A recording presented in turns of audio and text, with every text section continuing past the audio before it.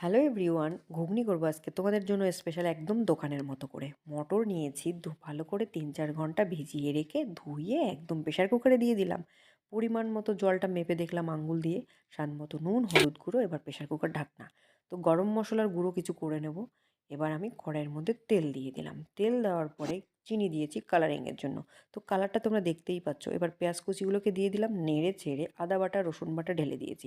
এটাকে ভালো করে আবার নেড়ে চেড়ে কী করব, আলুর টুকরোগুলো যেগুলো করে রেখেছিলাম তো সেগুলো দিয়ে দেবো। আলুর টুকরো দেওয়ার পরে জিরে গুঁড়ো, ধনে গুঁড়ো, লঙ্কা গুঁড়ো, হলুদ গুঁড়ো, স্বাদ মতো নুন এবং চিনি, টমেটো।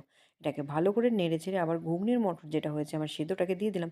তো ভাজা মশলা, ওই শুকনো লঙ্কা, গোটা জিরে, মৌরি, তো এটা করে রেখেছিলাম। কিছু গরম মশলা উপরে ছড়িয়ে দিলাম। একদম দোকানের মতো হতেই হবে, কিন্তু খেতে কিন্তু খুব দারুণ।